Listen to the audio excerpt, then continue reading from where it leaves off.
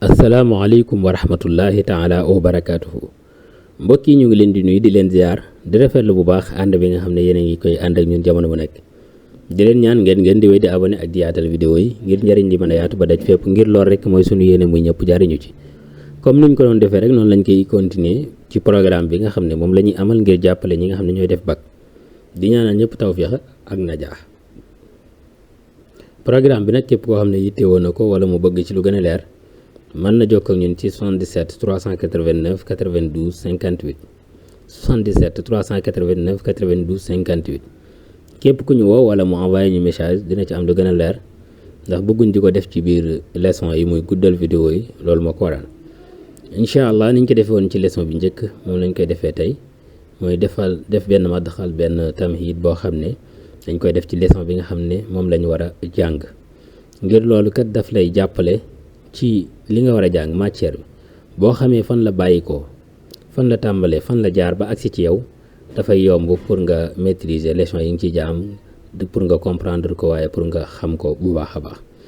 loolu moo tax sunu leçon bii nag mooy suñu ñaareelu leçon waaye mooy suñu première leçon aussi ci matière bi di falsafa bokk ci matière yi nga xam ne am na solo lool ba tax na képp kuy def bac série large surtout war nga ko bàyyi xel bu baax a baax am ci ab yóbbal ba tax na bis boo demee ba ci examen nga mën ci am lu kawe sa njort ndax am na solo lool. bi ci njëkk nag ci leçon bi mooy dañuy def taarif mooy taariful falsafa bi ci njëkk ci taarif boobu dañ koy séddale ci ñaar al mansha'u lughawi ak maanal istilaahi bu dee mansha'u lughawi mooy kalimatu falsafa baatu falsafa bi mi ngi bàyyikoo ci làkk yunaan al yunaaniya muy baatu philosophia nag li muy tekki mooy mahabbatul xikma mooy lan xubbul xikma wa mumaarasatu taamul wa tasaaulul mustamir maanaam bëgg xikma waaye tamit jamono bu nekk ngay def taamul ci mbiri di setantal boole ko aussi di laaj ay question yoo xam ne question continue lay doon maanaam day am continuité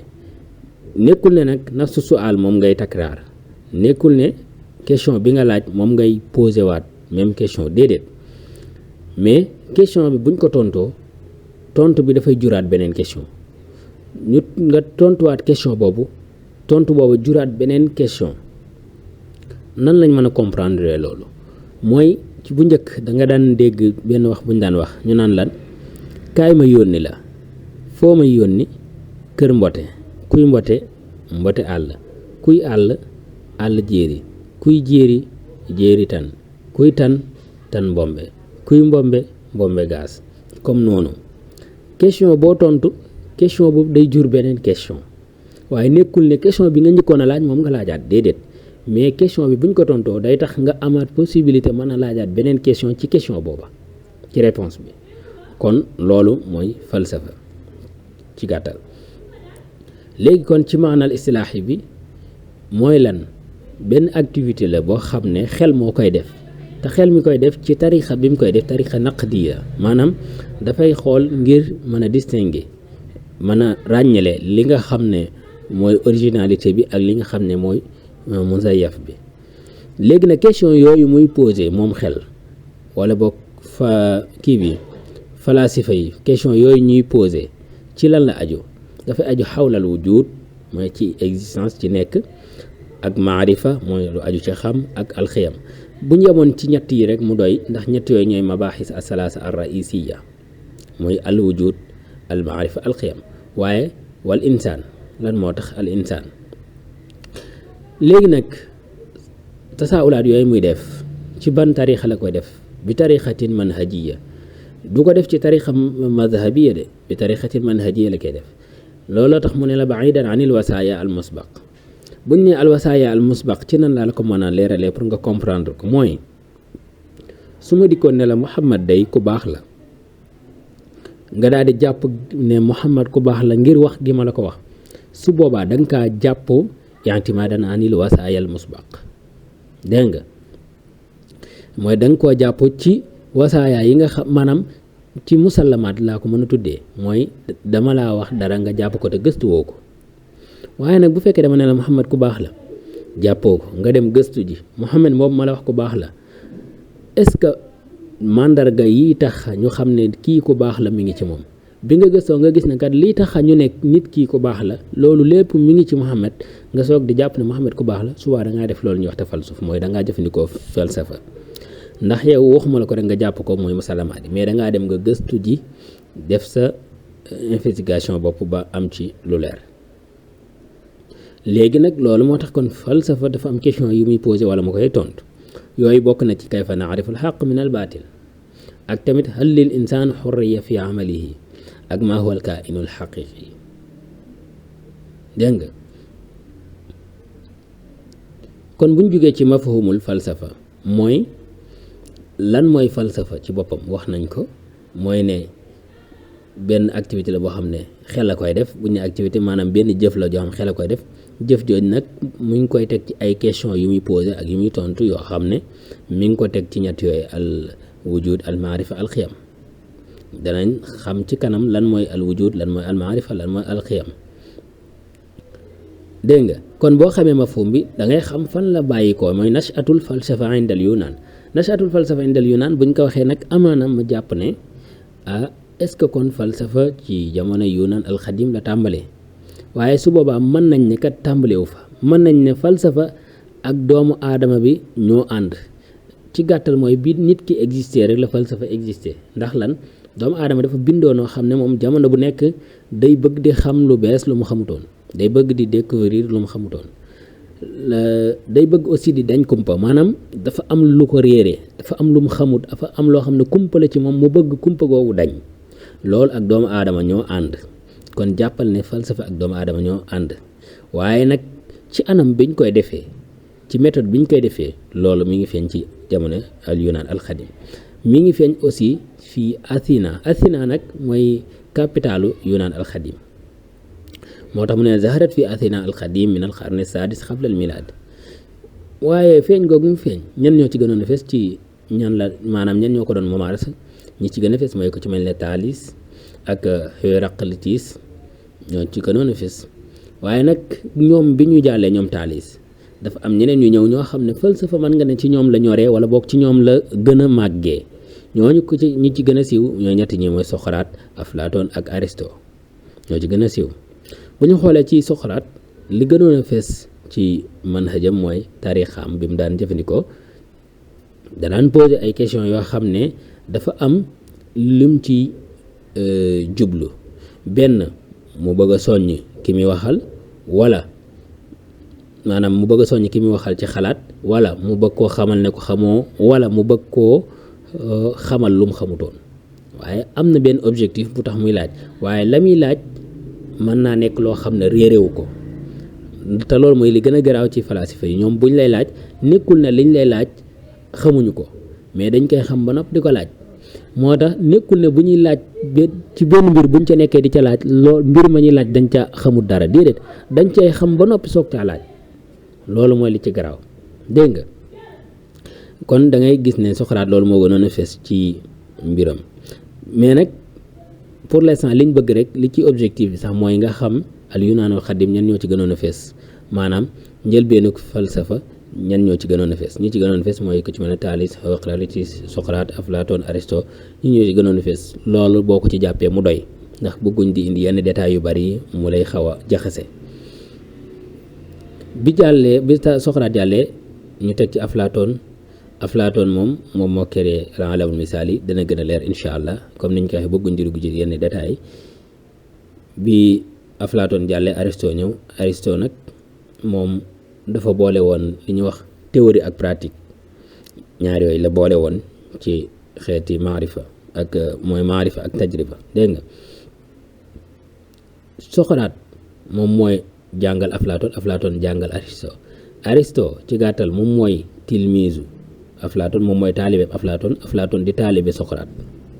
dégg nga ñoom seen relation noonu la demee kon nas abi foofu la noonu la demee te ñooñu ñooy ñi nga xam ne ñoom ci seen loxo man nga ne ci la falsafa màggee ci la falsafa tollee fi mu toll léegi nag bu ñu jugee ci loolu dañuy dem ci unsurul falsafa comme niñ ko waxee woon ci al adab al arabi mooy fi mu jaar yooyu yëpp noonu lañ koy waxee ci unsur al falsafa insha allahu rabbi falsafa moom it dafa am ay asr bu ñu nee asr ay unsur bu ñu nee asr nag unsur mooy jamu asr unsur mooy jamu asr ci gàttal pour ñu mën a comprendre unsur wala asr mooy jamono comme ni nga naan jamonoy jaahili asrul jaahili asru sadru islam ci adab noonu ko waxee ci unsurul falasifa yi nga ne asrul yunaan alxadim wala asrul xadim al yunaniya booba lan moo ci gënoon fees mooy asru bi njëkk ci unsurul falsafa mooy asrul xadim al yunaniya ba ca njëkk mooy zuhurul falsafa ka xubbun lil xikma mooy falsafa dafa feeñ comme niñ ko doon taarifee ci bu njëkk mooy nit ki nga xam dafa bëgg xikma waaye tamit ñuy poser ay questions yoo xam ne ñu ngi koy poser xawla tabia wala wujud wala aql tabiatul wujud wala aql bokk dégg nga ñoom seeni question ci yooyu lañ ko doon poser léegi nag bi ñu jógee ci al asr al xadim wala asrul yunaan al xadim ñu daal di dikk ci asrul wasita mooy asr bu digg doomu bi nga xam ne moo nekk si digg bi boobu nag dafa am aussi lu ca gën a fees la ca gën a fees mooy ne ñoom seeni question mooy dañ doon jëfandikoo falsafa ngir layal ak dëgëral diine te diine yooyu yee ci gënoon a fees mooy diiney masiix ak diiney islaam ak diinul islaam ak diinul masiixiya ñoo ci gënoon a fees moo tax ñoom dañ doon dëppale tawfiq bayna al fikri al yunaani wa taalim ad diiniya mooy seen fikra yooyu noonu dañ ko doon dëppale ak lan jàngalem diine wa zuhuru al fikr al kalaami wa taalifi bu ñu jógee ci asrul wasita ñu daal di dikk ci asrul xadis wal maasir bu ñu asrul xadis wal maasir nag da ciy dugg ba sunu jamono ji nga xam ne ci lañ nekk di dund incha allah yooyu yëpp da ciy dugg lan moo gën a fees ci asrul xadis wala asrul xadis wal maasir boo ci wax baax na li ci gën a fees mooy feeñuk science ak maanaam jëfandikoo gi nga xam dañ koy jëfandikoo falsafa ak science adhération bi nga xam ne science am na ko ci falsafa loolu moo ci gën a fees ndax asru yunaan alxadim amaana booba daawuñu jëfandikoo falsafa ci diine léegi nag ñu dem ba ci asrul wasit daal di commencé nag jëfandikoo falsafa ci diine léegi nag ñu dem ba asrul xadis di jëfandikoo science daal di feeñ loolu moo ci gën a fees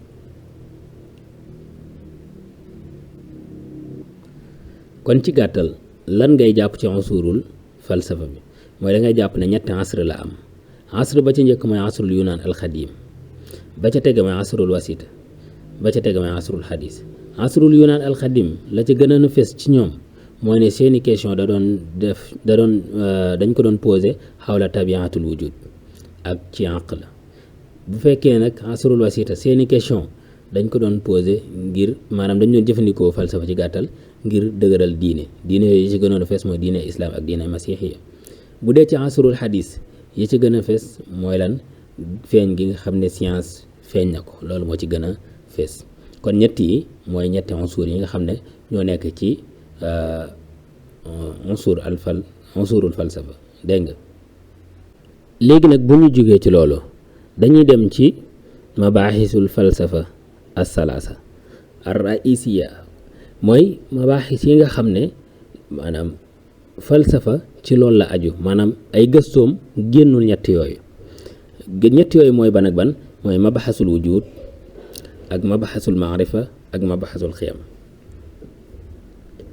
fii nag comme niñ koy waxee rek dañoo nekk ci madaxal ci tamhid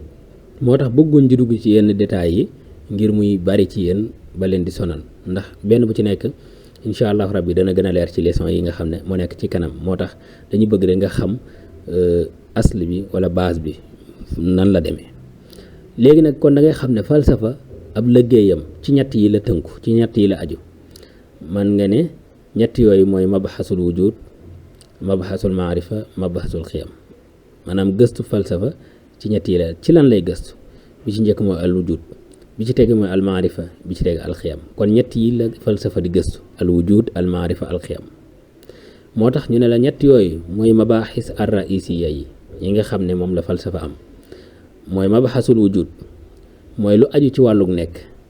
mbir mi nekk na lan mooy mbir mi dëgg-dëgg maanaam maahiyatul insha ashya wala maahiyatu zaman maahiyatu sabab yooyu noonu la mabaxasul wujud di traité buñ dikkee ci mabaxasul maarifa moom lan lay traité lu aju ci wàllum xam. exemple kayfa naarif nan la ñuy xamee est-ce que dañuy xamee bi tariqa xawaas wala aqlit wala lan la ñuy xamee wala am na yeneen sens yu ñuy xamee yu bokkut ak xawaas ak aql mooy ndax nit ki buy xam da koy teg ci làmb wala ci gis wala ci xool wala ci dégg wala bu koy xam da koy teg ci xalaat wala boog am na leneen lu muy xamee lu bokkut ak xalaat ak xawaas loolu moom la mabaxasul maarifa di traité. mabaxasul xiyam moom ci lu aju ci valeur lay traité mën na nekk nag jukko mën na nekk ab comme jamaal lu rafet wala fan wala genre yooyu moo nekk siyaasa moo xam xaanuun moo xam dawla moo xam noo ko mën a tuddee yooyu yëpp mën na ci nekk yooyu lan moo koy traité mabaxasul xiyam. kon ñetti mabaxis yooyu mooy mabaxis ar raisiya yi mooy mabaxasul wujud mabaxasul maarifa mabaxasul xiyam. comme li ñuy wax rek duñ bëgg di dugg ci yenn détails yi muy compliqué parce que bu fekkee da ngay soog a jàng filo xamoo ci lu bari boo dikkee yenn détails yi mën na la réeral wala nga jàpp ne mbir mi dafa jafe te alors que jafewut kon yow fii li nga ciy jàpp rek mooy buñ ne laa mabaxisul falsafa asalaasa yan la neel mabaxasul wujud mabaxasul maarifa mabaxasul xiyam yamal foofu bul dugg ci beneen détail mu lay sonal ba keroog ngay jàng yeneen yi incha allahu rabbi di ci gën a am bunt. léegi nag boo jógee ci mabaxis yooyu ñu dem ci ahamiyatul falsafa moo xam lil fard wal mujtama mooy importance bi nga xam ne falsafa am na ko ci nit ki ak ci société bi. buñ ne falsafa nag ku ne xam ne ne dana indi li ñuy wax alwaayu zaat yi maanaam nit ki gën a am conscient ci li muy wax ak ci li muy def waaye tamit nu mu cherche nit ki dafay gën a avancé dafay gën a tatawu dafay gën a def taqaddum dafay gën a jëm kanam loolu falsafa da koy liggéey ci nit ki ak ci mujtama bi. ndax lan dana am question yoo xam ne falsafa moo lay jàppale ci nga posé ko moo lay jàppale ci nga tontu ko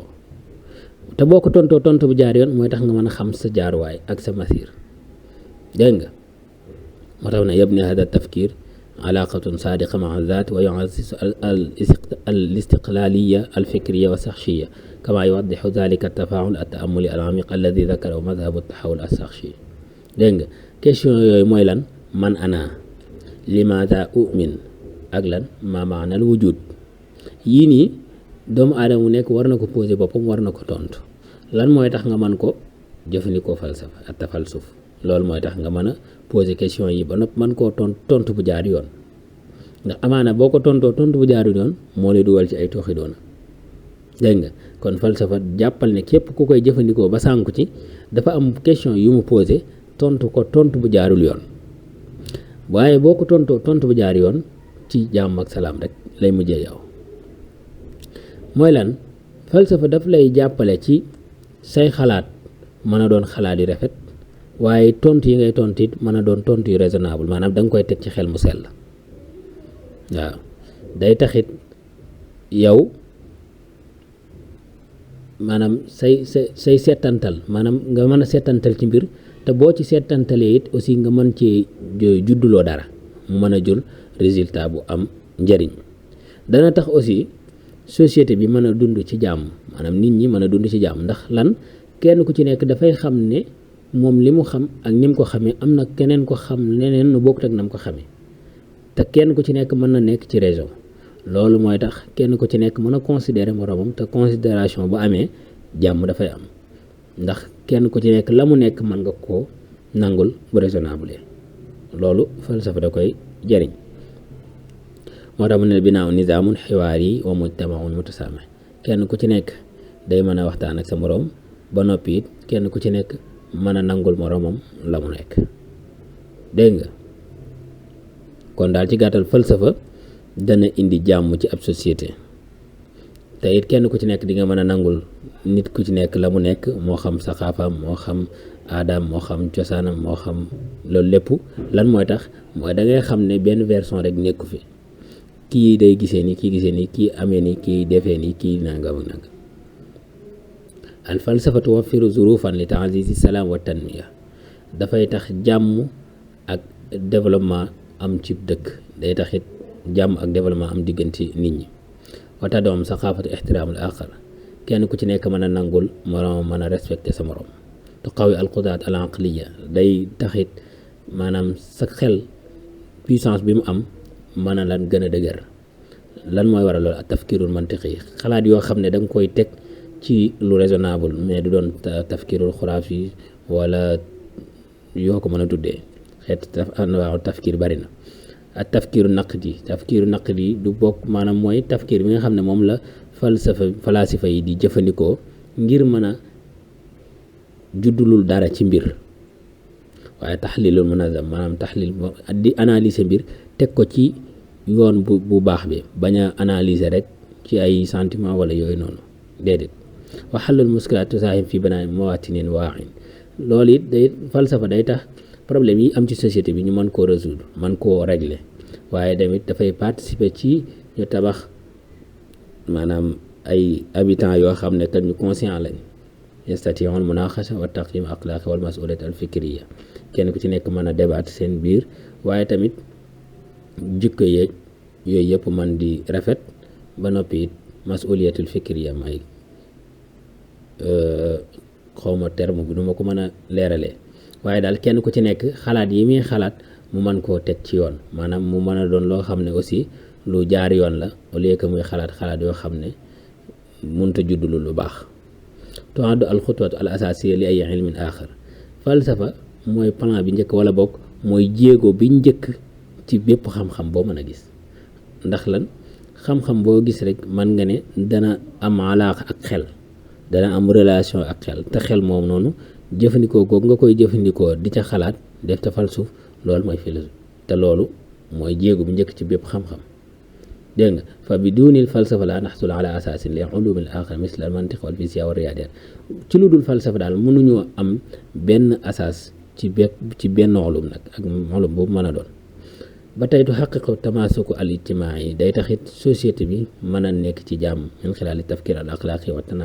wa niqaasu al xadaari wa tasaahum fi tatwir al xawaanin wa siyaasat al axlaaqiya parce que société bi li tax ñu mën a dund ci jàmm loolu jëfandikoo philo mooy tax mu mën a nekk moo xam ci tatwir al xawaanin wa siyaasat al axlaaqiya mooy règle yi nga xam ne moom la ñuy teg ngir société bi mën a nekk ci jàmm loolu lépp philo day tax lan mu am avancement waaye mu mën a dëppook jamono intiqaal al tafkiru al falsafi min al igraq fi al awalim al xaariji ila al xayaat al insaniya mooy jóge gi nga xam ne xalaati falasifa yi jóge nañ ko ci awalimul xaarijiye ñoom ci awalimul xaarijiye rek lañ doon xalaat mooy seeni asila ci loolu la doon tënk mooy lu ci mel ne azawahir attabiiya mooy ci kawn bi ci alam bi yooyu léegi nag ñu jóge ci foofu daal di jëm ci ilal xayaat al insaniya jëm nag di xalaat ci lu aju ci dunduk nit ki lu aju ci dunduk nit ki mooy lan su ma taxawale an niqaas naxwal asila an il xurriya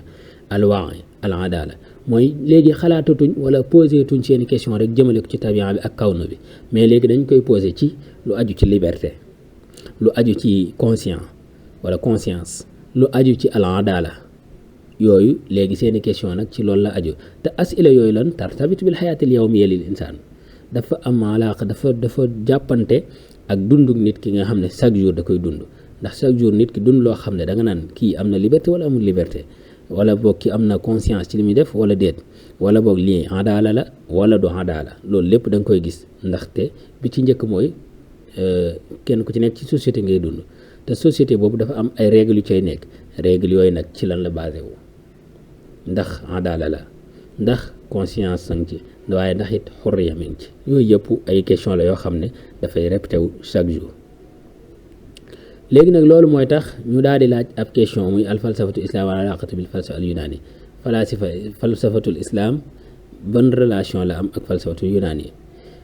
ndaxte bu ñu xoolee dañ gis ne ci Baghdad mooy li mu wax badaat xarakatu tarjama fii Baghdad munzu qarn taasi min nusus Aflaatoon dañoo am benn xaraka boo xam dañ ko doon def ngir di traduire nusus mooy texte yi nga xam ne mu ngi bàyyi ko ci Aflaatoon ak Aristote ñu koy traduire ci làkku arab te loolu ñi ko doon def ñu ci gënoon fees mooy falasifa al islamiya ñu ci mel ne Farabi ak Ibnu Sina ñoom ñaar ñoo ci gënoon a fees kon ci gàttal ñett ñi boo dee tudd falasifatul islaamiyya yi ñoom mën nga leen di jiital muy al-Farabi ak Ibn Sina ak Ibn Rushd ñett ñi ñoo gën a fes ci falasifatul islaamiyya muslimun. léegi nag ci dars bi lan lañ ci jànge wala lan lañ ci war a jànge mooy ne dañuy xam ne falsafa moom rihlatun bahsun aqliya la, mooy mën nga ne benn voyage la boo xam ne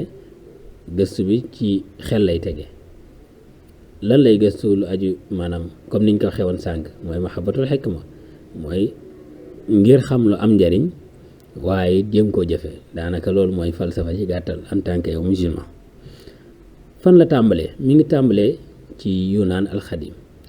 ba sunu jamonoy tey jii ñuy dund falsafa dañ koy woy di ko mu maarasa. bu ñu xoolee ci ay majaalaatam mooy mabaaxisam raisiye yi mooy yi nga xam ne mooy principaux yi ñett yi la, mooy mabaxasul wujud, mabaxasul maarifa ak mabaxasul xiyam. moom ay recherche am ci ñett yooyu la aju, mooy al wujud al maarifa al xiyam. léegi nag yooyu noonu mooy tax maanaam ay yoon la yoo xam ne subul la li fahmi zaat, ngir mën a comprendre nit wala boog personne bi wal aaxar ak mën nga ne alaaxira, mën nga ne aalam bi, mooy nit ki ci boppam avant boobu moom avant muy nekk ak bi mu nekkee li ko wër ak moom bu fi nekkatul bu deewee li nekk ci ginnaawam, loolu lépp falsafa da koy traité. ndax ay question la yu muy posé, question yooyu nag kenn ku ci nekk ak méthode ba ngay jaar ba résoudre ko wala ba tontu ko. incha allahu rabbi dana gën a leer ci leçon yi di ñëw. moo tax nag loolu moo tax nga war a xam ne kon laha xiimatun amaliya lil insaan wal mujtama, am na benn valeur bu am importance ci nit ki ak société bi. lan moo tax? li annaha tuftax al majal li taxlil zaati wa naqd al ijtimaai wal xiwaar al xadaari, ndax mooy ubbi porte yi nga xam ne kat mooy tax nit ki mën a analyser waaye tamit mën a critique al ijtimaai, waaye tamit mën a def benn xiwaar boo xam ne al xadaari yi lay doon. dégg nga kon daal ci gàttal lii mooy madaxal bi, lii mooy tamhid bi ci falsafa. incha allahu rabbi lépp loo xam ne comprendre leen ko ci bu ngeen ko laajee ci commentaire yi ngeen signalé ñu ko, danañ leen ko gën a leeral. waaye ñu xam ne jubluwaay bi ci première leçon bi mooy ñu xam fan la falsafa tàmbalee ak lan mooy falsafa mafhum bi ak fan la tàmbalee, fan la jaar ba agsi ci yow. bu ko defee yeneen leçon yi di ñëw nga mën a comprendre bu baax a baax incha allahu rabbi. képp koo xam ne programme bi intéressé na la mën nga ñëw woo wala nga envoyé ñu message ci 77 389 92 58 77 389 92 58 incha allahu rabbi di leen jox dig daje beneen yoon. wasalaamaaleykum wa rahmatullahi taala wa barakaatu. jërë ngeen jëf.